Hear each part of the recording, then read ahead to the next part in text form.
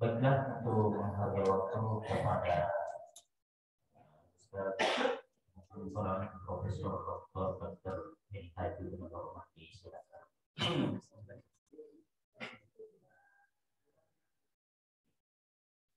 Bismillahirrahmanirrahim.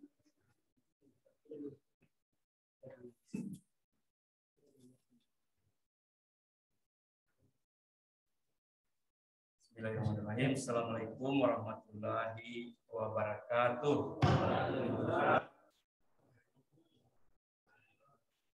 Alhamdulillahirabbil alamin wal aqibatu lil muttaqin wa la udwana illa 'alal zalimin. Shalatu wassalamu ala rasulil amin wa ala alihi wasahbihi. Auzubillahi minasyaitonir rajim. Ya ayyuhallazina amanu taqullaha wal tanzur nafsum ma qaddamat lighad.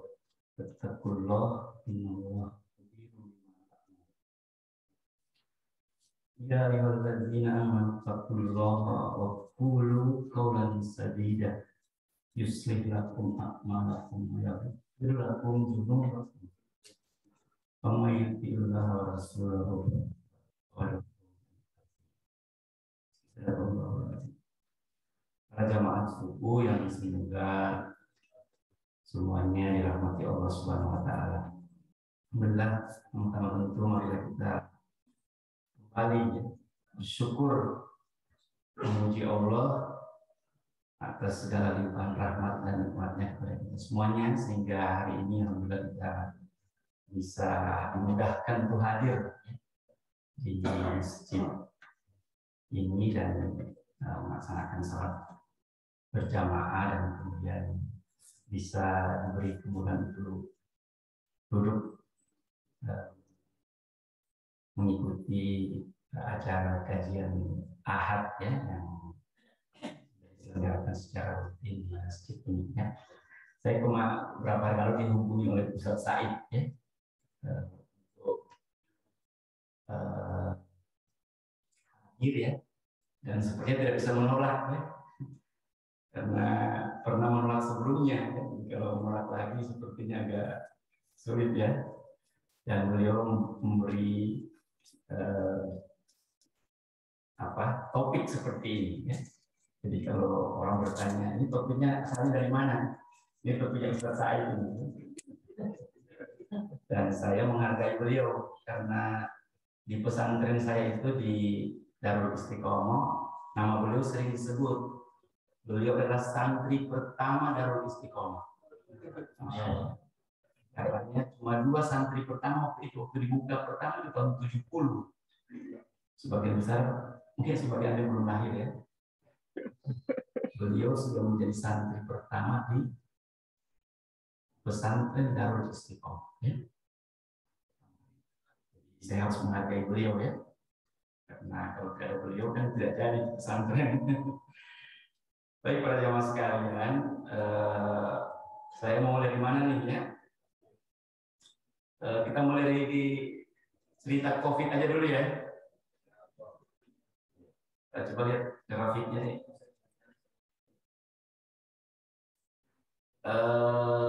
Masya Allah, hari ini kita menyaksikan betapa dunia telah berubah ya, dengan adanya satu ujian yang disebut dengan pandemi COVID-19 ya.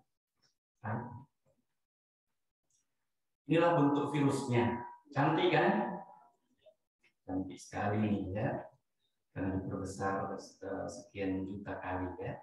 Slide. Virus ini ukurannya nanometer. Nano itu kan 10 pangkat 9 ya, atau 10 pangkat minus 9. Itu 1 nanometer itu 10 pangkat 1 per miliar ya. Kalau kita pernah dengar ppm parts per million ya, sejuta, seper sejuta. Kalau ini seper semiliar ya. Jadi kalau saya di kedokteran itu belajar virus itu, kita cuma bayangkan itu seperti apa virus itu, karena tidak pernah kita lihat ya, dan juga tidak punya mikroskop elektron waktu itu ya. Kalau anak kedokteran itu dulu hanya membayangkan ya. Tapi sekarang dengan adanya fasilitas orang sana Dan virus ini telah bermetamorfosis, ya, sudah bermutasi beberapa kali, ya. Ada yang namanya alpha coronavirus, ya, 2293, terusnya. Kalau dan corona ini menyebabkan flu biasa saja. Akan tetapi setelah perubahan iklim dan seterusnya, perubahan kondisi yang ada, kemudian virus ini pernah menyerang manusia juga dulu, namanya SARS coronavirus tahun 2002, ya. Tapi waktu itu yang meninggal cuma 800 orang, ya, dalam 2 tahun.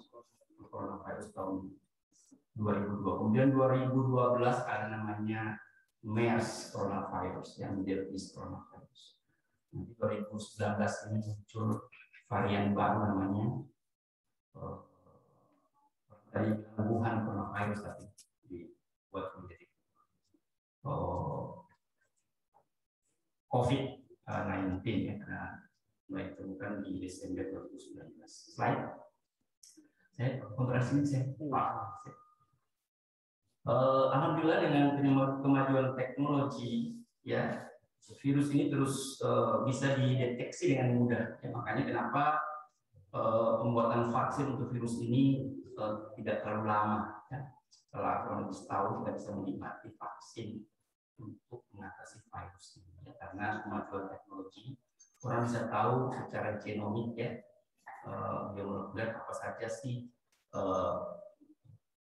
unsur yang ada RNA pada virus ini. Nah, ini namanya virus RNA. Kemudian ini dibuat vaksin, dan sekarang beberapa negara sudah dikatakan terkontrol. Ya. Amerika sekarang nggak pakai masker lagi. Ya. Dan juga nggak pakai masker lagi.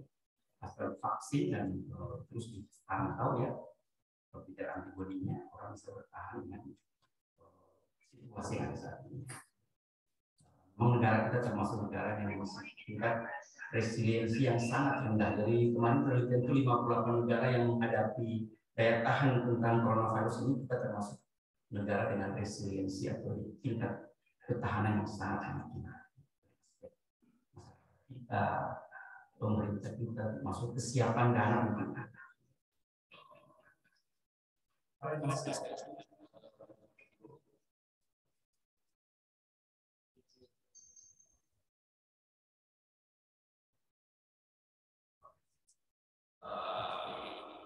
harus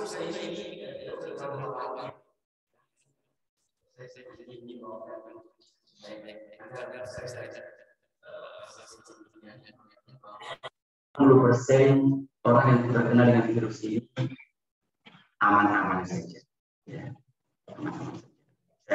Saya ada virus sekarang ini, ya.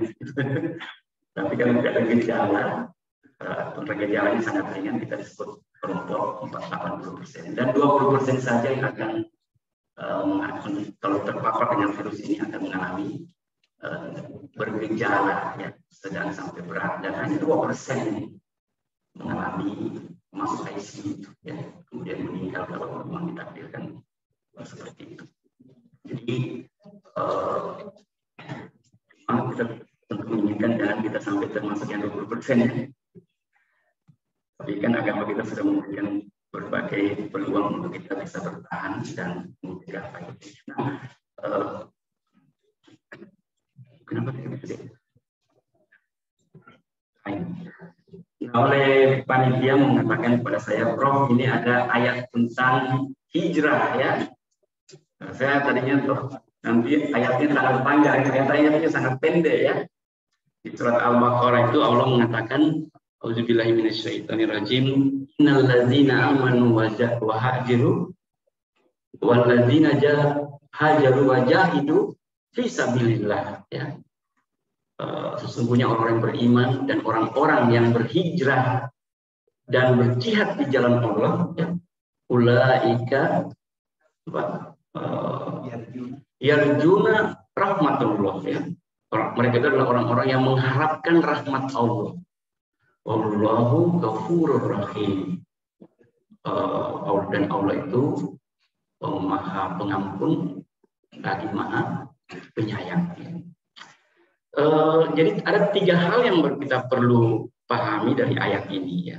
Innalladzina hajaru innalladzina amanu walladzina hajaru wa jahadu fisabilillah. Ini poin pertama ya. Kita lihat dari ayat ini sebenarnya di halaman ini kita diperlihatkan tentang perintah berperang ya. Kutiba alaikumul qital ya. Tapi ada poin yang bagus di ayat ini ya. Wa asa an takrahu syai'an wa huwa khairul lakum. Wa asa an tuhibbu syai'an wa huwa syarrul lakum. Wallahu ya'lamu wa antum la ta'lamun. Nah, ini menarik karena sebelum ayat 218 ini Allah memperlihatkan betapa banyak hal yang kita tidak sukai yang diperintahkan Allah kepada kita. Ya, bisa saja. Dan tapi Allah menegaskan di sini apa? Wa asa an takrahu syai'an ya, dan bisa boleh jadi kalian tidak menyukai ya. Wa huwa khairul lakum, padahal dia baik bagi. Dan kemudian Allah mengatakan wa asa an tuhibbu syai'an, boleh jadi kau menyenangi sesuatu padahal itu tidak baik bagimu ya. Wa huwa syarrul lakum, dan itu tidak baik bagimu. Yang tahu itu cuma Allah ya. Nah, jadi ini mengantar sebelum kita akan bicara banyak tentang hijrah dan jihad ini ya. Kemudian di ayat 217 juga setelah sebelum 2018 ini Allah bilang juga bahwa fitnah itu lebih kejam dari pembunuhan ya.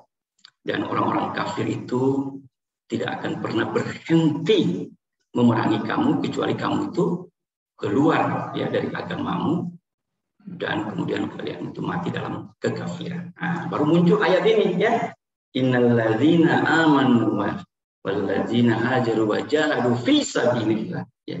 Ulaika yarjuna rahmatullah ya. Baik para jemaah sekalian, kalau kita lihat kan ini Allah mengatakan sesungguhnya orang-orang beriman ya. Nah, kita pasti akan merujuk kepada beberapa ayat yang menjelaskan siapa orang-orang beriman itu ya. Tentu banyak ya. Yang paling populer kan surat Al-Mu'minun ya. Saya kira kita hafal semua ini ya. Kita jadikan ini ayat yang populer ya. Ayat yang kita selalu ulang-ulangi karena Allah itu menghibur kita. Ini ayat yang membahagiakan ya. Saya sering mengatakan kalau mau bahagia baca banyak surat ini ya. Karena Allah mengatakan qad aflahal mu'minun ya, sungguh bahagia orang-orang beriman ya. Siapa itu?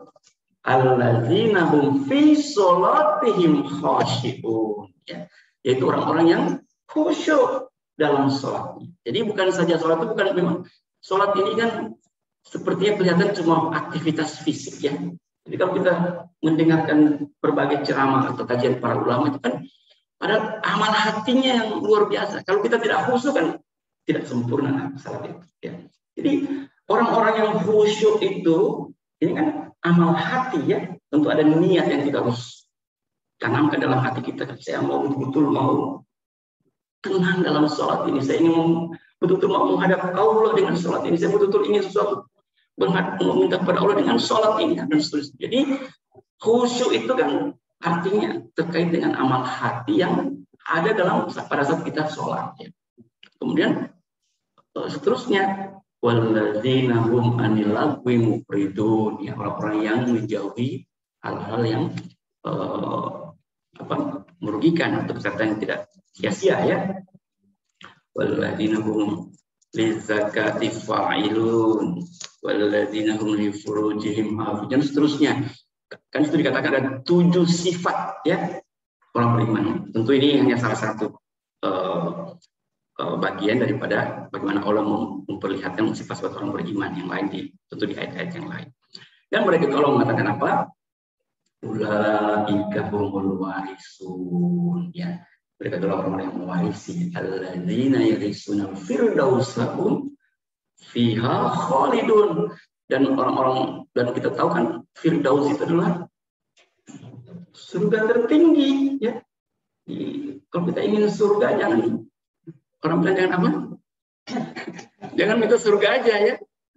Jangan orang bilang apa? Setengah-setengah gitu. Minta surga, dan ini Allah jamin. Ya. Ulaika humul warisun alladzina yarisuna firdausa fiha khalidun, ya, dan mereka itu akan kekal di dalamnya. Baik. Jadi ini pengantar bahwa ayat ini kan dimulai dengan innalladzina aman, sesungguhnya orang beriman, kemudian baru Allah mengatakan hijrah ini, ya. Wah, walladzina hajaru wa jahadu fi sabilillah, ya. Hijrah ini kan sekarang lagi populer di kalangan orang-orang yang hijrah seperti apa ya, artis ya, sering sebut ya, atau orang-orang yang hijrah dari bank konvensional menuju bebas riba, ya. Saya kira semua di sini sudah bebas riba semua, ya, kecuali yang bagi yang belum mau. Tapi orang-orang yang hijrah ini kan sekarang jadi populer. Ini orang yang berpindah, terus dikatakan. Memang hijrah itu berpindah dari satu aspek ke aspek yang lain. Kalau di ayat-ayat Al-Quran kalau kita lihat kan hijrah itu orang-orang yang diusir dari kampung halamannya, ya, kemudian dia pindah karena kemudian dia mencari tempat yang sesuai dengan yang lebih baik untuk dia beribadah dan seterusnya, ya. Tapi yang paling penting bagaimana kita pindah dari perbuatan yang buruk pada perbuatan baik, ya. Dan nanti kita akan bicara lebih panjang sesuai dengan topik ini. Kemudian jihad, ya. Beberapa ayat yang terkait dengan jihad ini kan Allah mengatakan apa? Waman jahada fiha, ya. Fa innama yujahidul nafs, ya. Barang siapa yang memanjahada fiha, siapa yang berjihad, ya, jalanku, maka sesungguhnya dia itu berjihad untuk dirinya sendiri, ya. Jadi memang dalam berbagai aspek itu kita harus bersungguh-sungguh, ya. Kalau kita lihat orang mengartikan jihad kan bersungguh-sungguh, ya, melawan hawa nafsu, ya. Karena pasti setiap orang itu ya kan kita punya masing-masing punya hawa nafsu yang meminta kita untuk melakukan hal-hal yang sesuai dengan keinginan hawa nafsu, tapi sebagai orang yang beriman tentu kita harus melawannya, ya.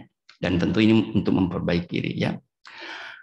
Nah, untuk ini kita bicara tentang hijrah dan iman, ya, kemudian hijrah dan aman, ya, dan hijrah kemudian imun, ya. Seperti apa yang saya pahami, ya. Berhijrah untuk menjadi orang yang lebih baik, ya, dengan iman yang tentu selalu meningkat, ya. Ini tentu perlu juga momentum hijrah ini memang para ulama mengatakan bagaimana kita jadikan untuk peningkatan iman kita, ya, dalam kapasitas sholat katakanlah, ya. Tidak sedikit kita lihat orang yang sholatnya dari 10 tahun yang lalu tidak modelnya, ya. Nah, ini yang tidak diinginkan, ya. Sholat ini harus terus kita perbaiki kualitasnya, ya, perbaiki kualitasnya, dan salah satu yang mendukung iman kita, ya. Begitu juga dengan zikir, ya. Kita belum sempat berzikir pagi hari ini, ya, tapi kalau kita lihat zikir itu Masya Allah, ya. Saya pernah bertanya kepada seorang teman, ya. Ini baru beberapa waktu yang lalu. Nah, apa kabar? Bilang dia Prof, ya. Apa kabar Prof? Alhamdulillah sehat dunia dan akhirat. Masya Allah. Ini bagus juga ini, ya. Jarang kita dengar yang seperti itu, kan? Karena memang kita minta sehat. Kita minta harus apa? Kan sehat itu kan keselamatan, ya. Kalau kita lihat doa pagi dan sore itu kan Allahumma inni as'alukal afwa wal afiyah fid dunya wal akhirah, ya. Ya Allah, berikanlah kami ampunanmu, ya. Allahumma inni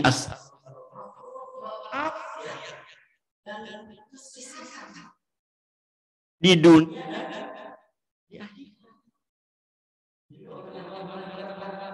alhamdulillah sehat dunia akhirat.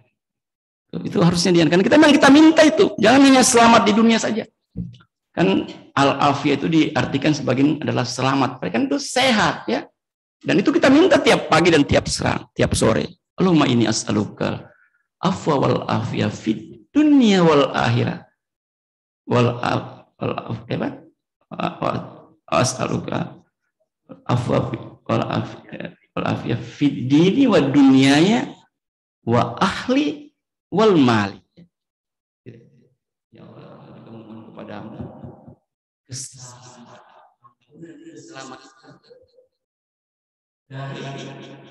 dalam agamaku, fid dini wa dunyaya wa ahli wa mali, ya, dan seterusnya.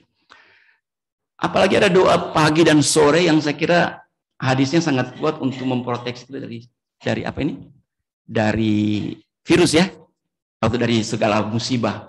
Bismillah la yadurru ma'asmihi syai'un fil ardi wala fis sama wa huwas samiul alim. Baca 3 kali. Kalau kita baca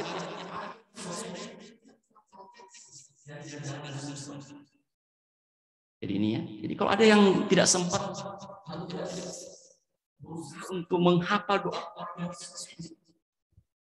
ini harus berhijrah ya.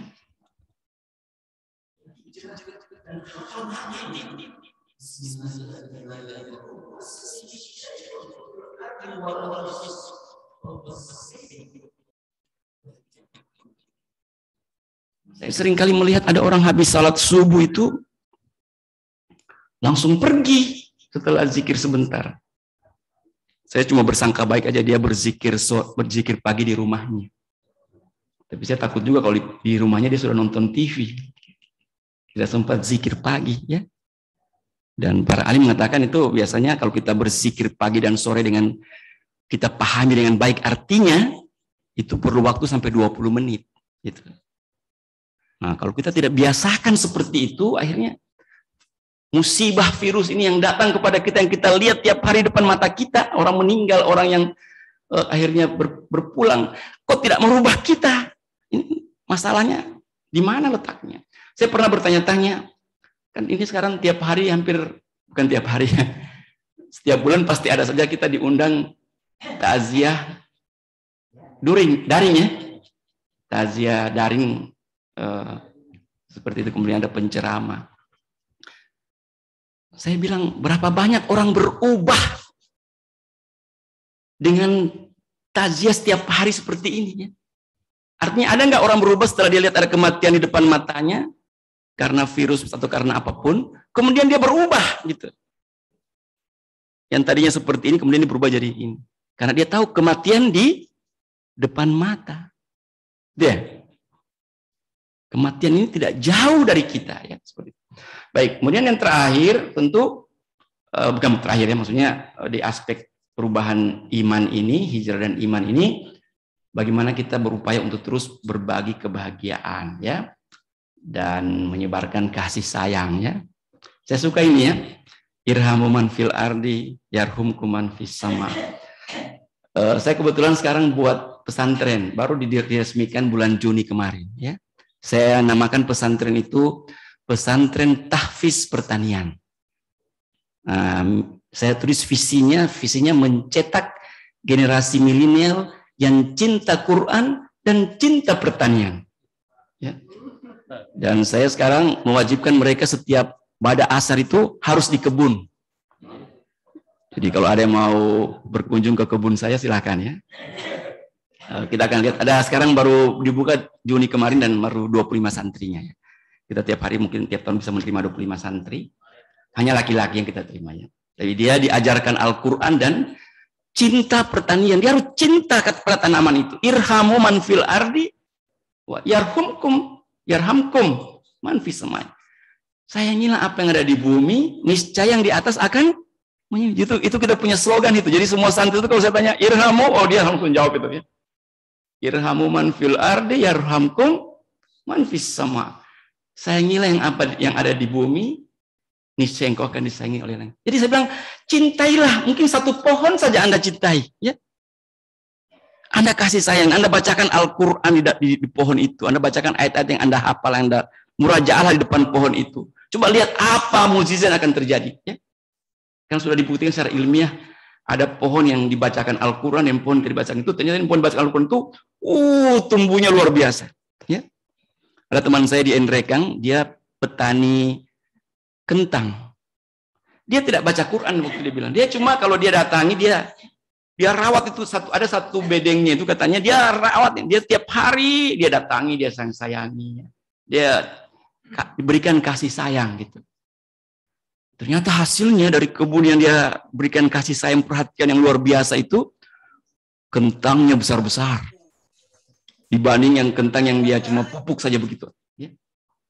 Nah ini, jadi kita harus hijrah untuk melakukan hal-hal seperti ini.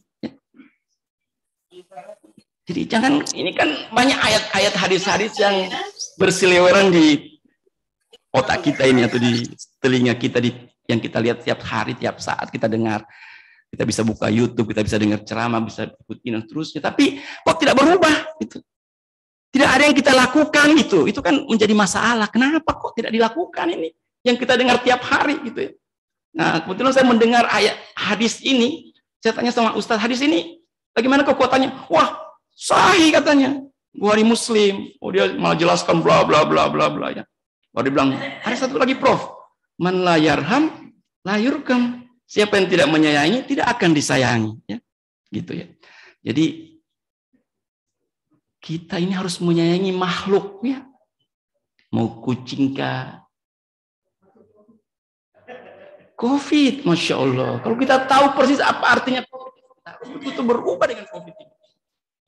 Sampai kita benci karena ini makhluk Allah. COVID ini makhluk Allah.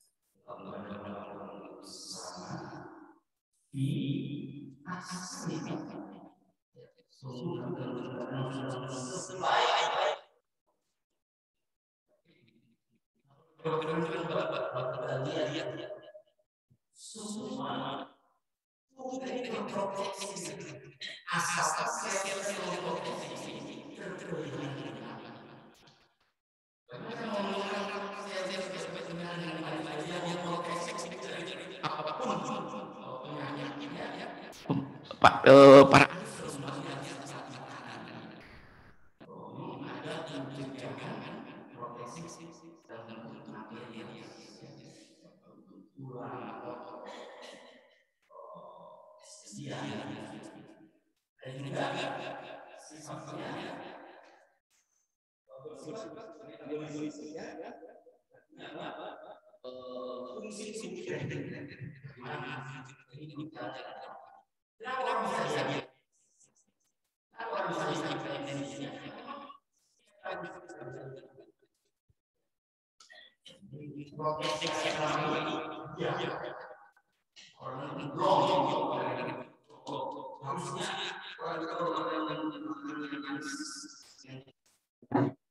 tubuh kita ini kalau makan ini manis kan pasti.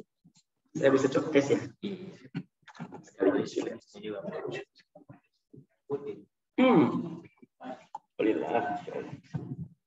Ada cahayanya ya. Ini tubuh kita kalau yang ada manis tubuh ini kan tubuh akan mengeluarkan hormon insulin untuk mencerna supaya gula itu cepat masuk ke dalam sel-sel ya. Kemudian ada juga kalau kita puasa, pada saat kadar gula darah turun, hormon tubuh akan mengeluarkan hormon glukagon untuk bagaimana supaya simpanan-simpanan kita itu dipakai untuk menormalkan gula darah kita. Tapi begitu ini bermasalah, produksi insulin bermasalah, produksi glukagon bermasalah, ini tidak bisa.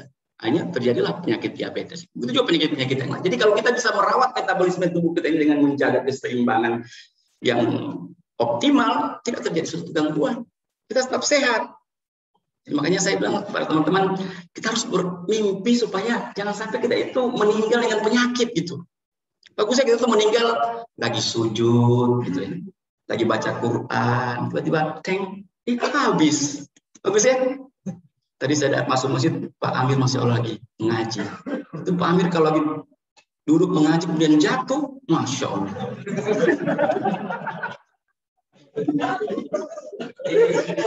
Kita kan berdoa seperti itu. Allahumma ini as'aluka husnul khotimah. Itu yang penting. Jangan dipasang-pasang ini baru mati. Jangan. Saya begitu sensitif melihat rumah sakit langsung berdoa, ya Allah jangan saya singgah di rumah sakit ini ya Allah. Saya tidak mau mati di sini ya. Saya mati itu ingin baru pulang dari masjid tiba-tiba terantuk kaki saya, tiba-tiba jatuh meninggal. Itu pulang dari masjid meninggal. Atau tiba di rumah tiba-tiba duduk sebentar meninggal, alhamdulillah baru pulang dari masjidnya. Atau lagi baca Quran, lagi sujud, lagi ceramah. Saya sampai berkata pada mahasiswa saya berdoa juga sambil mengajar, saya mungkin meninggal dalam proses mengajar. Saya kata mahasiswa saya, kalau kau lihat saya itu lagi mengajar, kemudian lagi sudah mulai goyang-goyang dan jatuh, jangan kau bawa saya ke rumah sakit. Oh, ke rumah sudah waktunya itu. Ya, kita tiba di rumah sakit, ya, suntik sana suntik sini, ya. Tusuk sana tusuk sini. Ya. Tapi ada juga yang tidak suka kalau saya bilang begitu ya. Nanti tidak laku rumah sakit katanya. Proteksi yang ketiga adalah psikoemosional. Ya. Kalau kita sering menjaga jiwa kita ini tidak gampang goncang, tidak gampang stres, tidak gampang terganggu dengan bisikan-bisikan atau hanya ucapan-ucapan orang lain gitu ya. Disinggung sedikit, tersinggung, marah. Ini kan bahaya. Sesuatu yang kita tidak inginkan dari orang lain yang melakukan itu seperti itu. Kita marah, kita bisa maafkan. Orang beriman itu orang suka memaafkan. Orang suka menahan emosinya. Ya, ini yang psiko yang harus kita jaga. Ya. Jangan sampai kita hanya gangguan-gangguan kecil kita jadi terganggu pikiran dan perasaan kita. Kita harus bersangka baik, berlapang dada, memaafkan orang, bersabar. Ini yang perlu kita tingkatkan terus-menerus. Jangan belum apa, kau belum tahu siapa saya. Bahaya. Siapa kok? Manusia kayaknya. Dan terakhir ini spiritual. Kita selalu bertawakal kepada Allah, menyerahkan kepada Allah. Ini kan kalau seperti itu kan wa tawakkal 'alallah wa kafa billahi wakila. Bertawakal kepada Allah dan Allah yang akan memelihara. Allah sebaik-baik. Ini kan spiritual ya. Kita selalu kembalikan ke atas. Sudah berusaha maksimal, sudah buat ini buat itu, tidak jadi-jadi juga. Ya udah tawakal aja. Saya kemarin urus 4E saya itu 10 tahun. Saya bilang kepada staf saya begini, udah mungkin saya ini pensiun tidak 4E tapi tidak apa-apalah. Karena karena memang selalu tidak lengkap, Prof, tidak lengkap. Udah dia tidak lengkap tidak apa-apa, yang penting urus saja yang bisa saja ya. Saya serahkan saja ya, kalau tidak usah terlalu ngotot, ngoyo ya. Tapi akhirnya juga datang juga kemarin. Dari minta ini datang juga. Baik, jadi kita selalu tidak pusing, tidak terlalu ya. Ada orang karena tidak ini langsung marah, emosional ya. Selalu saya bilang, udah tenang aja ya. Karena ada yang di atas yang ngatur semuanya ya. Kenapa kita harus ngotot seperti itu? Dan kira ini pokoknya kita sorry ini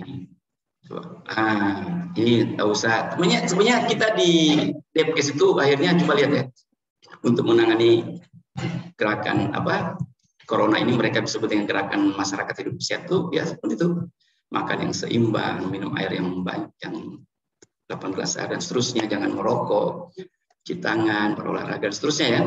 Nah, tentu kita tahu jangan menzalimi tubuh kita dengan hal-hal yang tidak bermanfaat.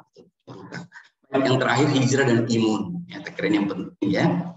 Bagaimana meningkatkan imunitas kita di masa seperti ini. Salah satu yang membuat kita ini harus tingkatkan dengan bahagia. Selalu bahagia. Ya. Kalau orang bahagia itu hormon beta endokrin itu meningkat dengan tajam. Tapi begitu kita stres, takut berlebihan, khawatir berlebihan, langsung turun itu hormon endorfin dan kita bisa imunitas kita tidur yang cukup ya, berkualitas ya. Kemudian makan bergizi, tentu suplemen seperti madu ya, perlu ini kita minum jahe dan sebagainya, semua rempah-rempah ya. Dan yang terakhir tentu yang tidak kalah pentingnya adalah tingkatkan imunitas kita dengan sinar matahari. Ya, sekarang ini ada perbedaan pengetahuan saat ini. Dulu orang tahu sinar matahari itu hanya di pagi hari ya, di sebelum jam 9. Sekarang makan yang dipentingkan itu adalah matahari yang menyengat di atas jam 10 ya. Itu yang paling penting. Saya tafsirkan itu kan dia sampai dari jam paling bagus itu antara jam 11 sampai jam 1. Coba lihat ya. Makanya saya sekarang kalau pergi salat duhur, saya berusaha lama-lama di jalan. Biar terpapar sinar matahari minimal 5 menit. Karena semakin jam 12 itu semakin tinggi itu, ya.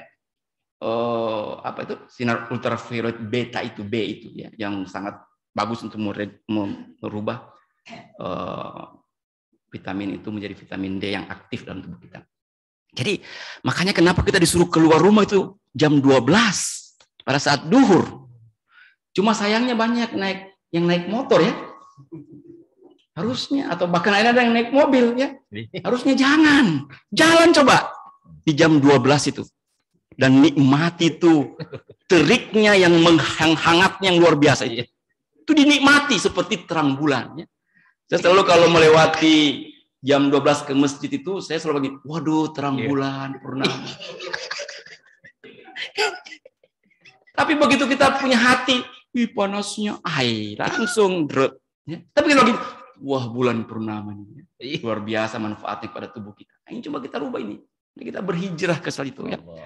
Semakin jam 12 itu tingginya. Makanya para ahli mengatakan begitu kita tidak punya bayangan, disitulah vitamin D paling tinggi. Ya. Pada saat kita tidak punya bayangannya. Berarti jam 12. Baik, penutup, saya kira kita simpulkan bahwa ini bukan simpulan. Iman, hijrah, dan jihad ini satu kesatuan yang dapat menjadikan hidup kita ini sehat di dunia dan di akhirat. Kita maunya seperti itu ya. Wal afiyah fid dunya wal akhirah ya. Dan peningkatan iman, aman, dan imun ini adalah pilihan yang harus terus diperjuangkan. Ya. Kita tidak bisa berhenti sampai sini. Orang bilang, kapan kau belajar? Sampai mati. Yang berpikir tua maka tidak mau lagi menghafal. Tidak bisa. Menghafal saja sampai mati ya. Walaupun dilupa, hafal lagi, lupa, hafal lagi. Sampai mati ya kita menghafal ya. Kita menghafal Al-Quran ini ya. Kita pelajari Al-Quran. Saya kira demikianlah. Mudah-mudahan manfaatnya. Wabillahi taufiq wal hidayah. Assalamualaikum warahmatullahi wabarakatuh. Terima kasih kepada Prof. Alhamdulillah, pembahasan pada pagi hari ini sangat luar biasa, di mana manusia perlu iman, aman, dan imun. Kalau perlu iman, dan aman. Kenapa? Karena kan ada pepatah Arab mengatakan as-sihatul abadan muqaddamatu ala sihatil adyan. Artinya kesehatan badan, kesempurnaan tubuh harus didahulukan daripada kesempurnaan agama. Ya, artinya sangat bagus, Prof. Alhamdulillah. Dan tentu kita sudah berhijrah dari alam ruh, alam rahim, dan alam syahada ini. Tentu kita akan aman dengan membawa iman tadi. Ya, iman. Ya, dengan kita ada iman bahwa insya Allah aman perjalanan kita dalam keadaan sakaratul maut, dalam menghadapi alam barzah dan seterusnya, insya Allah. Jadi sangat menarik pembahasan Prof pada kali ini. Barangkali ada di antara kita memberikan masukan-masukan. Ya seperti Pak Ketua Takmir ini, Prof, alhamdulillah itu saya kira sudah iman dan aman. Ya, karena semasa kena kesian dia ujian, bersabar dan selalu bersikir, bersemangat, itu stroke dia ada ciri-ciri kewalian dimiliki. Masya Allah. Iya, karena dia itu selalu tersenyum dan menangis. Masya Allah. Itu ciri kewalian itu saya bilang. Iya, Prof, itu ada pada diri Pak Ketua Tamir kita. Sehingga di mana masjid kita ini alhamdulillah selalu bersemangat, ada sifat mujahadahnya. Dan saya juga tertarik pada Prof tadi ketika jam 12 itu harus berjalan, maka betul itu harus saya hijrah. Kalau saya jam 12 itu Prof dari rumah kan 200 meter ini, saya balak-balak seperti Rossi Prof. Pernah hampir patah, saya punya kaki juga di situ mau nabrak Pak. Jadi harus jalan kaki Prof. Jam 12 dia harus lambatkan ya, banyak bersih gitu. Ternyata vitamin D-nya banyak di situ. Paling tidak vitamin D-man juga bisa. Tapi vitamin D-nya betul-betul. Saya kira di antara jamaah ini insya Allah ada yang Pak Ketua barangkali. Iya insya Allah, silakan langsung saja. Iya.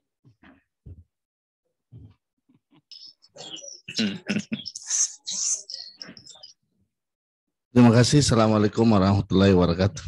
Waalaikumsalam. Saya dulu itu Prof sangat dekat dengan Dr. Ismail Pabitei, almarhum, adiknya Pak Amiruddin, Gubernur Sulsel dulu. Dia ketua, saya sekretaris. Akhirnya saya melatih anak dosen di Unhas kurang lebih 1 tahun setelah saya selesai di Fakultas Pertanian Unhas. Saya selalu ingat pesannya beliau, kalau mau tetap sehat, jaga itu kondisi makanan kita. Salah satunya, saya ambil perumpamaan di bidang pertanian, Prof. Pertanian itu, tanaman itu butuh hara, butuh makanan. Ya, bisa. Ada yang dikatakan dengan hara makro, ada yang dikatakan dengan hara mikro. Hara makro itu sekitar 9, dimulai dengan CAON, PKS, CAMG. Kemudian ada hara mikro. Ini harus seimbang. Kalau mau jaga tanaman itu bagus, ini harus seimbang. Ya. Tidak boleh ada satu kekurangan di antara 16 itu. Masya Allah. Jangan dikatakan yang kecil-kecil saja, yang mikro saja. Salah satu terganggu, itu akan terganggu yang lain. Apalagi yang makro yang besar, pasti akan terganggu. Karena saya dulu seorang dulu, Prof. Dia katakan begitu sama saya. Tapi rupanya waktu saya kalau Prof, memang kondisi makanan tidak terjaga. Saya ambil tiap hari disuguhi dengan makanan lagi. Dengan penggorengan. Dia buka puasa saya tahu ada apa yang saya. Dia berikan saya, dia berikan saya contoh.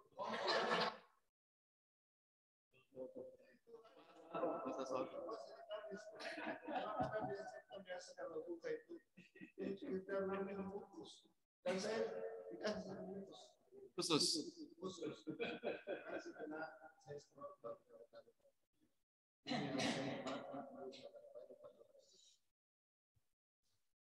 Apa yang saya mau katakan, kalau kita mau sehat, harus dijaga kondisi internal fisik kita.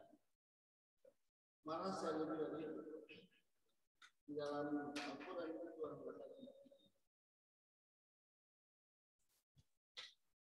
perhatikan, kita disuruh perhatikan langit dapur. Wal-kaina fiha rawasa wal-kaina fiha kulli dawri wa iyya.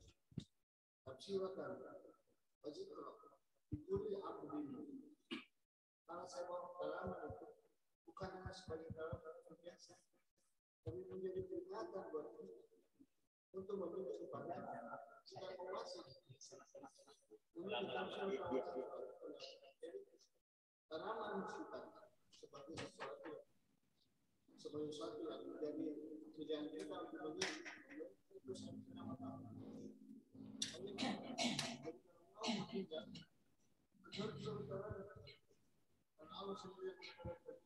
Tidak ada gunanya. Tadi ini.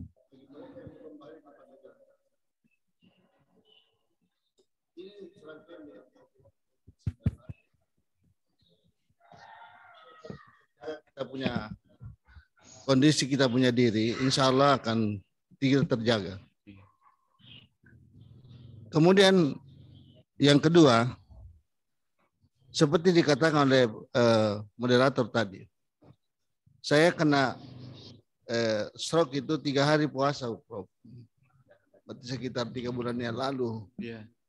Jadi mati separuh badan mati. Saya juga tidak menyangka, padahal saya dulu atlet bulu tangkis. Rupanya kembali kepada itu. Kembali kepada apa namanya? Nah, saya setelah stroke mudah sekali ketawa, mudah sekali senyum. Mudah sekali ketawa, mudah sekali menangis. Itu yang saya rasakan, Prof, itu. Kenapa orang-orang stroke itu mudah sekali menangis. Kadang kalau saya di rumah itu, saya mau salat taubat misalnya, belum saya lakukan sudah menangis, sudah keras-keras menangis. Di masjid ini saya sering ketawa, sampai saya harus ceramah, tidak bisa saya tahan, saya punya kendali ketawa. Sampai ustaznya bilang, naiki lagi Pak, ucapkan salam yang betul. Ini satu Muharram yang kemarin, peringatan satu Muharram di sini. Ini yang saya mau tahu, Prof, apa kaitannya ini pengaruh saraf saya ini terhadap senyum dengan ketawa dengan menangis. Ya, nah, saya persilakan teman-teman yang pernah kena COVID untuk memberikan respon. Itu saja, Prof. Mana Pak? Assalamualaikum warahmatullahi wabarakatuh. Wabarakatuh. Assalamualaikum warahmatullahi.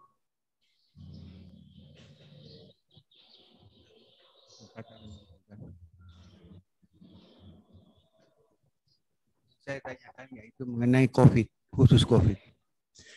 Jadi anggaplah bahwa satu ruangan itu di rumah sakit ada yang terpapar COVID.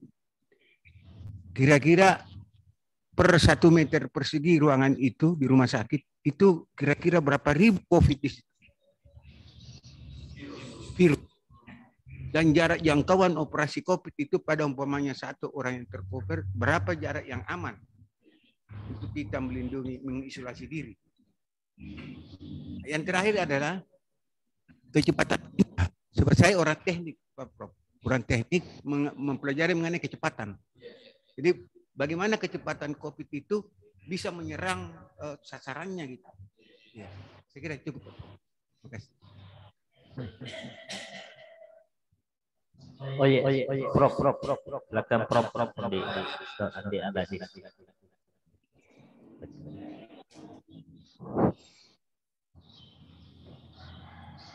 Ini.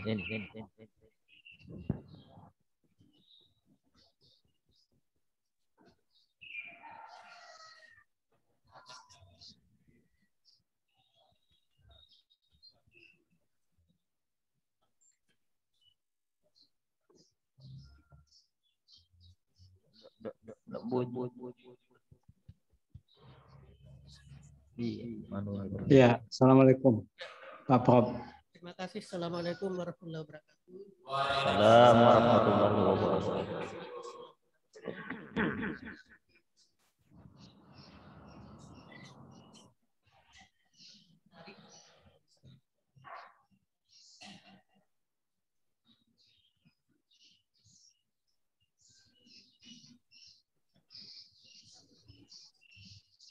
Hubungkan dengan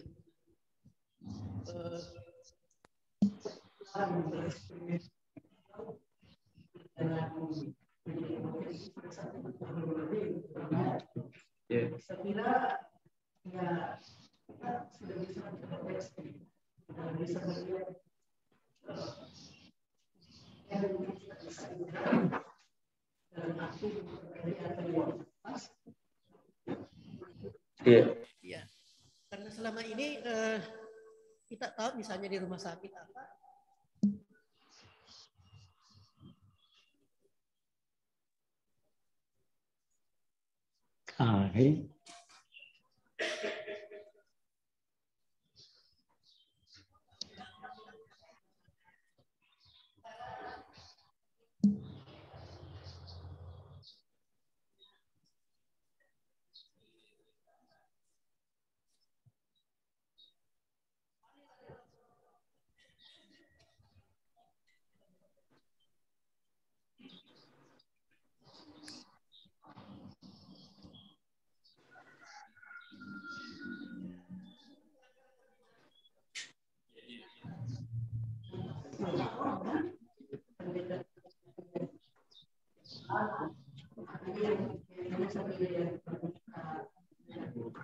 Itu yang pertama.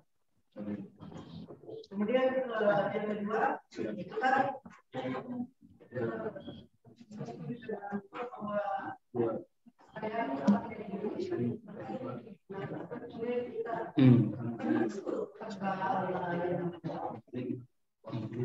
selama ini kita pendekatan kita jadi harus bersama bahasa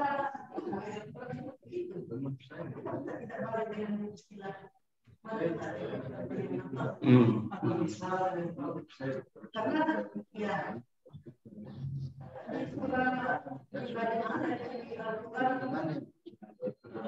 misalnya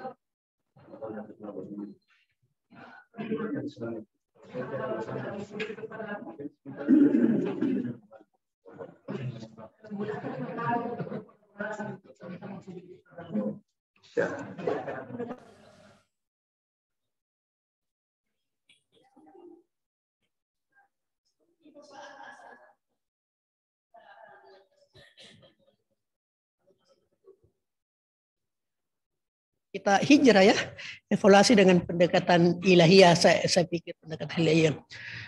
Terakhir Prof, ya kami juga sudah punya pengalaman ya, ada testimoni lah. Saya satu keluarga juga sudah pernah mengalami semua. Ya jadi saya sendiri termasuk di level 80% itu kayaknya ya. Pernah merasakan pernah apa, tapi alhamdulillah kita bisa lewati dengan baik dengan terapi ilahiyah, saya sampaikan seperti itu. Ya, saya kira itu, Prof. Ya, dari SOP yang sekuler menuju SOP ilahiyah. Hadanallahu iyyakum. Assalamualaikum warahmatullahi wabarakatuh. Baik. Iya. Ya, cukup 3 saja. Sementara. Satu.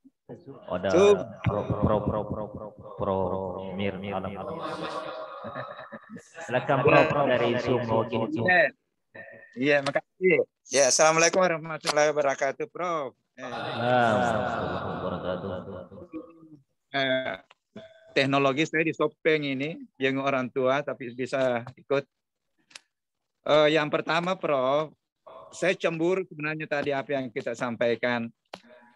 Adanya pesantren yang berbasis pertanian dan insya Allah akan berbasis juga pada Al-Quran. Saya sama Pak Amir ini ketua Amir itu dari pertanian, tapi makanya saya bilang saya cemburu. Doakan saya mudah-mudahan juga saya bisa nanti bagaimana ilmu yang kami miliki ini saya juga bisa sama dengan Prof untuk menghasilkan suatu generasi yang cinta bumi sekaligus cinta Quran. Kemudian yang kedua, Prof, ini menghadapi situasi sekarang, tadi apa yang disampaikan, itu terkadang seakan-akan tidak dianggap populer oleh MUI dalam tanda petik. Saya bahasakan bahwa ikhtiar spiritual itu yang perlu sebenarnya, kalau perlu itu yang utama, karena kita sudah 1,5 tahun ini berikhtiar dengan pendekatan rasional. Apakah itu justru sebenarnya sudah cenderung kepada menjajah pikiran yang bisa menghasilkan suatu prasangka, dan Allah juga sudah menyampaikan, aku akan hadir di persangkamu. Kalau menurut saya apa yang disampaikan tadi itu kan juga sudah bukti-bukti ilmiah. Bagaimana fasting itu ya bisa meningkatkan mekanisme otopagi dalam tubuh. Ini kan tidak pernah disuarakan, Prof. Mohon maaf akhir-akhir ini apa boleh buat saya suarakan, kalau memang sebenarnya tidak tertulis sebagai fatwa, mari kita pribadi-pribadi untuk menyuarakan ini. Karena ini juga bukti ilmiah. Sujud meningkatkan saturasi oksigen, bagaimana ini semuanya membaca Al-Quran, semuanya ini tidak disuarakan, Prof. Jadi saya mohon maaf, jadi ini mungkin kemudian terkait dengan pertanyaan, ini juga terbukti bahwa tindakan preventif itu nanti lebih aman. Jadi mungkin nanti mudah-mudahan pertanyaannya pertanyaan organik, Prof. Jadi antara tanah yang sehat dengan lambung yang sehat itu akan nyambung nanti dengan pendekatan-pendekatan yang dilakukan oleh Prof. Jadi saya kira itu. Jadi sekali lagi luar biasa ini. Sekali lagi saya cemburu dan doakan mudah-mudahan saya juga sama Pak Amir bisa terlibat untuk bagaimana menata generasi untuk mencintai bumi dan mencintai Al-Quran. Saya kira untuk sementara itu, Bro. Terima kasih banyak. Assalamualaikum warahmatullahi wabarakatuh. Insyaallah. Yang kedua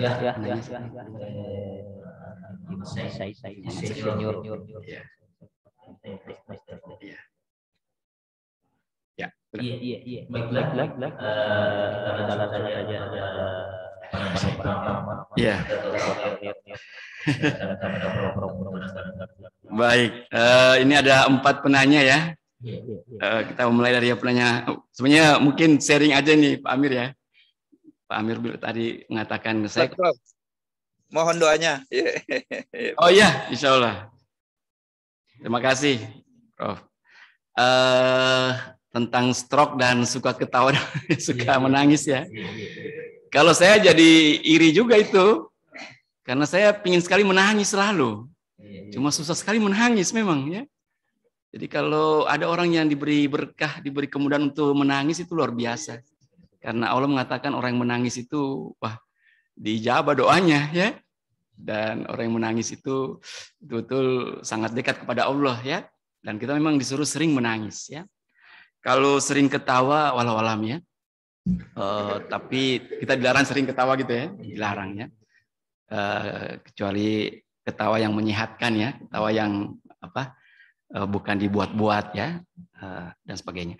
Baik, saya kalau ditanya mekanismenya, mungkin harus orang ahli saraf yang beritahu ya, apakah ada gangguan pada fungsi otak, ada sehingga sentuhan untuk bisa menangis dan bisa ketawa itu sudah lebih sensitif gitu ya.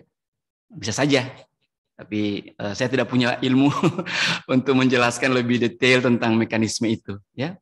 Tapi bisa saja ada hubungannya, ya, pasca stroke dengan mudah menangis dan tadi, ya, bisa saja ada, ya. Nanti ada kalau ada teman yang ahli syaraf, ya, nanti kita bisa tanyakan. Baik. Kemudian kedua pertanyaan dari Insinyur Haji Muhammad Said ya. Ini sangat teknis ya. Sebenarnya alhamdulillah kita sudah banyak sudah dipelajari ini virus. Virus ini sudah alhamdulillah kalau kita baca jurnal apa itu sudah terungkap semuanya kapan ini ya. Dan kalau dilihat tingkat keamanan tadi ya 1 meter itu memang sekarang akhirnya dikatakan para ahli imunologi, ahli imunitas itu mengatakan sebenarnya kita tidak usah terlalu takut karena virus kan ada di mana-mana. Ya. Yang penting itu tubuh kita ini kuat menerima itu. Ya. Sehingga mereka mengatakan begini, yang lebih bahaya itu orang yang diam di rumah, tidak kemana-mana, tidak pernah bersilaturahim, tidak pernah ke masjid apalagi. Ya. Kemudian dia tiba-tiba berjumpa dengan satu orang yang membawa virus. Karena apa? Karena kalau kita tuh sering bertemu seperti ini saling sharing imun ini ya. Sharing imun ini, berdekatan begini sharing imun ya. Artinya saling menguatkan imun kita. Makanya orang yang sering ke masjid itu kuat imunnya. Ya. Seperti itu ya. Jadi tapi banyak teori. Cuma mereka sudah menganggap coba di rumah sakit kalau seperti itu orang mengatakan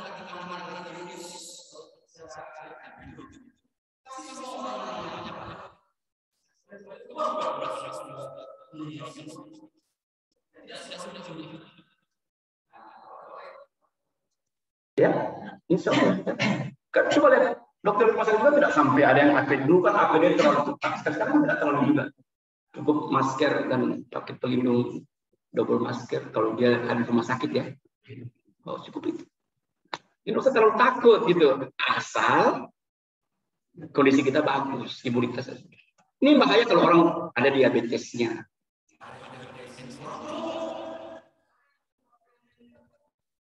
Ada penyakitnya tapi gemuk.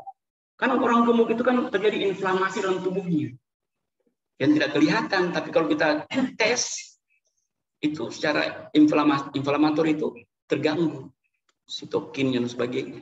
Begitu dia kena virus, merajalela virus itu. Virus itu senang pada orang-orang yang punya daya tahan yang rendah itu. Ya. Orang sudah tahu sekarang ilmunya, makanya di Amerika orang sudah tidak takut lagi. Ya, tidak takut. Karena dia sudah tahu kalau saya kena, kan ada daya tahan tubuh saya. Mereka biasa periksa berapa titir antibodi saya berapa. Ya. Dan itu gratis di mana-mana. Jadi tes saja, oh titir antibodi saya sekian. Oh, saya berarti kan kalau kena virus no problem. Nah, kalau menurun, vaksin lagi. Ya, kan gitu. Kan gratis juga. Nah, jadi nggak usah terlalu takut karena virus ini ada di mana-mana. Yang penting Bapak selalu bahagia, makan yang teratur, tidur yang teratur, tidur di jam 10 sudah harus tidur karena disitulah perlindungan itu ada di jam 10 sampai jam 2. Ya. Tidur yang berkualitas itu bukan di antara jam 10 sampai jam 2 itu. Ya. Tidurlah itu, itulah kita harus tidur. Ya. Setelah itu no problem. Dan tadi ya. Berjemur di bawah matahari, vitamin D harus cukup ya, dan gembira selalu bersangka baik, tidak ada stresnya ya. Kalau ada masalah serahkan kepada di atas ya. Baik, itu pertanyaan kedua. Yang ketiga tadi Prof. Aladin. Oh iya itu saya. Iya, itu kalau saya tidak banyak tahu juga, tapi setelah diteliti-teliti itu memang cepat ya. Seperti misalnya orang lagi punya virus nih, kemudian saya bersin ya, sekian kali lipat ya. Makanya kenapa kita harus pakai masker untuk menjaga supaya kalau pas kita bersin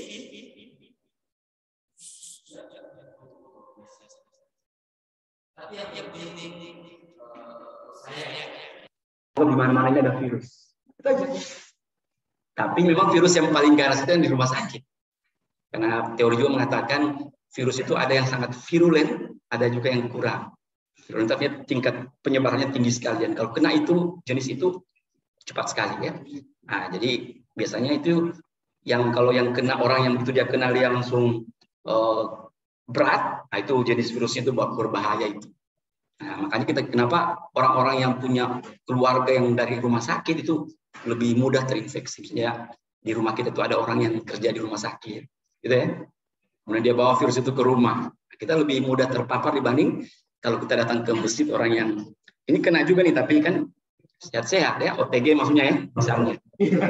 Jadi jenis virusnya nggak berat, ringan. Atau saya punya virus, moderator ini pasti kena kan? Karena saya bicara terus nih ya. Tapi karena virus yang ada di saya lemah, juga tidak terlalu membebani. Daya tahan tubuhnya cukup. Anggap biasa saja, betul. Baik. Masya Allah. Nah, terakhir, ketika Prof. Aladin, ini memang negara kita ini, kemarin seperti yang katakan tadi, kita dari 58 negara yang disurvei, kita termasuk negara yang paling rendah resilience. Daya ketahanan negara kita ini sangat lemah. Ya. Karena apa? Dari aspek pemerintahan, aspek masyarakat, aspek kesiapan dana kita itu kita tidak punya apa-apa. Ya. Begitu pemerintah mengatakan lockdown, berarti kan dia harus punya kewajiban untuk membayar orang-orang yang tidak bekerja itu. Itu kan wajib. Tapi pemerintah tidak punya uang untuk membayar semua itu. Akhirnya tidak mungkin dia lockdown pemerintah kita. Tidak mungkin. Pasti dia akan lockdown setengah-setengah. Pengen yang terapkan PPKM. Kalau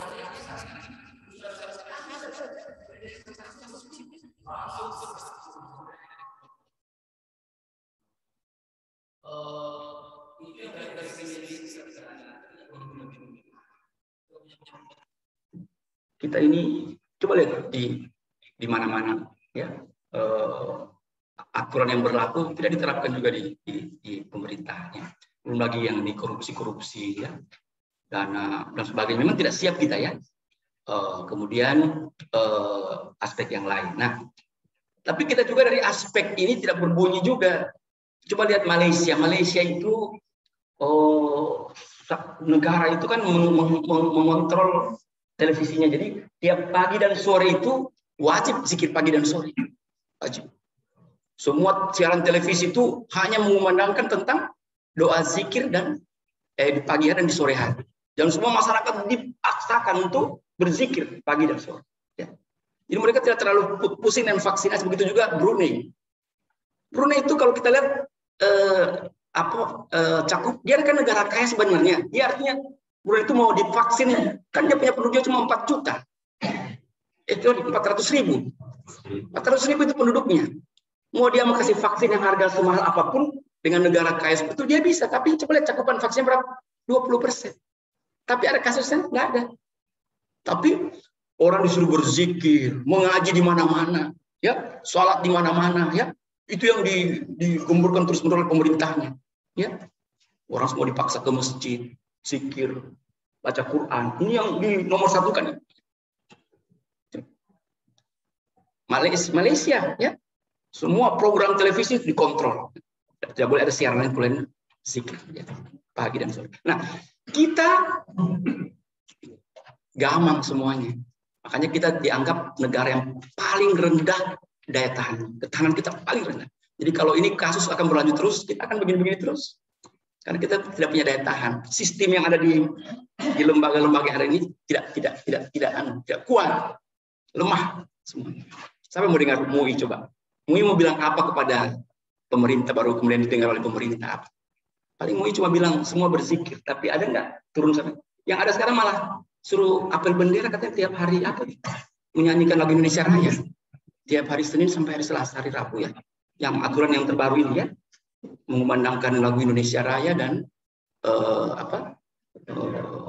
dan hormat bendera kayaknya. Inilah negara kita yang kita cintai ini. Harusnya Pak Prof Aldin jadi presiden ya harusnya. Saya kira seperti itu negara kita yang kita cintai dengan kondisi yang amburadul ini. Nah sekarang memang tadi dari Pak Amir, Prof Amir ya, Mir Alam ya. Nah, sekarang bagaimana kita ini ya? Mungkin mulai dari masjid ya. Coba ya, semua anggota MOS itu diminta semua rumah-rumahnya itu penuh dengan bacaan-bacaan Al-Quran saja. Hentikan semua televisi, hentikan semua ini ya. Seperti itu. Coba bisa nggak? Ya susah juga mungkin. Pasti anak kita protes kalau dia senang nonton sinetron. Atau istri kita mungkin lebih protes lagi kalau dia tidak suka mengaji terus ya. Misalnya. Jadi kita tidak terbangun sistem kita. Ya. Sehingga kita ini harus survive gitu. Survival of the fittest ya, sampai yang paling fit ya pasti survive gitu. Tapi itulah kondisi yang ada saat ini. Dan kalau moto kita harus diskusikan mungkin mulai dari yang lingkungan kecil, dari rumah tangga kita lah ya. Rumah tangga yang sudah lebih baik ya. Kemudian lingkungan masjid dan kalau bicara negara janganlah ya. Dan ingat semua COVID ini kan baru, bukan bertindak baru dalam tanda kutip baru ya. Tapi semua protokol-protokol dari WHO itu semua kan uji coba. Prosedur ini ya karena hasil penelitian mengatakan begitu, tapi gagal lagi, tinggal lagi yang lain. Karena kita kan meraba-raba semua, ya. Dan seterusnya. Jadi ini semua ujian yang datang kepada kita, tapi inilah yang membuat kita harus hijrah kayaknya supaya bisa lebih baik. Insya Allah. Saya kira mungkin saya kembalikan ke moderator.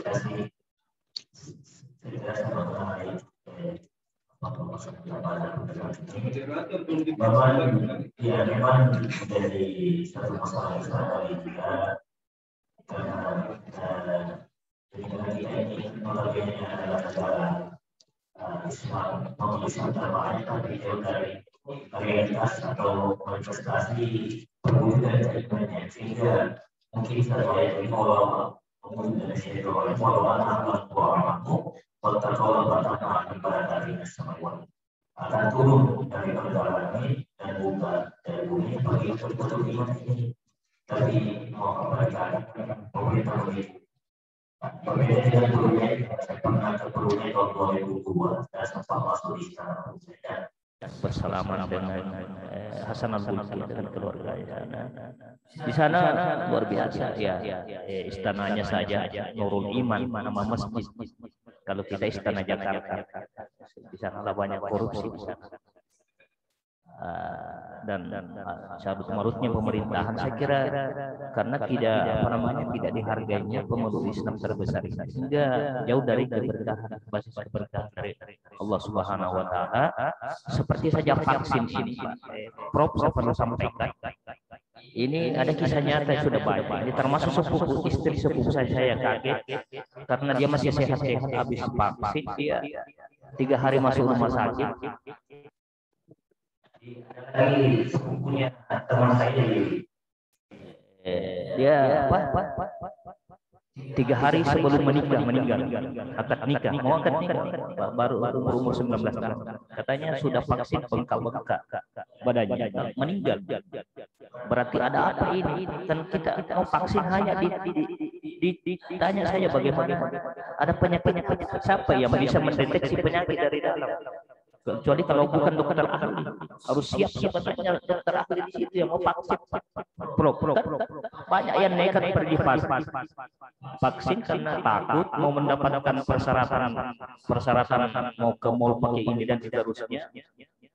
Tapi dia tidak pikirkan bahwa bagaimana kesehatan yang mau divaksin ini, banyak penyakitnya di dalam, sudah kontradiksi kronofatif dengan vaksin yang disuntikan ke dalam. Kisahnya itu yang kenyataan sekarang banyak. Jadi saya kira alhamdulillah masukan kepada kita sangat berharga. Kita menjaga imun kita, iman kita, insya Allah mudah-mudahan dengan virus ini, dengan makhluk Allah ini, dengan kita memperbanyak taubat kepada Allah, ya terutama dengan taubat nasional, ya kita harus bertobat nasional, ya. Tobatan nasuha, terutama pemerintah kita ini harus memimpin. Kalau bermasalah pemimpin pasti banyak juga mudarat yang terjadi di bangsa dan negara. Saya kira marilah kita tutup dengan doa. Prof, silakan.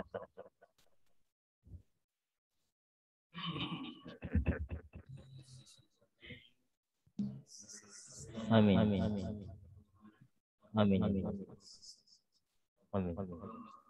wal muslimat wal mu'minina wal mu'minat al ahya'i minhum wal amwat innaka sami'un qaribun mujibud da'wat wa yaqulul qawl. Allahumma arinal haqqa haqqan warzuqna ittiba'ah wa arinal batila batila warzuqna ijtinabah. Ya Allah, perlihatkanlah pada kami yang baik itu baik dalam pikiran kami, baik dalam pandangan kami, baik dalam keyakinan kami, dan berikanlah kami kemudahan untuk mengikuti kebaikan itu, ya Allah. Ya Allah, perlihatkanlah pada kami yang buruk itu buruk dalam pikiran kami, buruk dalam pandangan kami, buruk dalam keyakinan kami, dan berikanlah kami kekuatan untuk jauh dari keburukan itu, ya Allah. Rabbana zalamna anfusana wa in lam taghfir lana wa tarhamna lanakunanna minal khasirin. Rabbana atina min ladunka rahmah wa hayyi lana min amrina rasyada. Rabbana hab lana min azwajina wa dzurriyyatina qurrata a'yun waj'alna lil muttaqina imama. Rabbana atina fid dunya hasanah wa fil akhirati hasanah wa qina azabannar. Subhana rabbika rabbil izzati amma yasifun wa salamun alal mursalin walhamdulillahi rabbil alamin.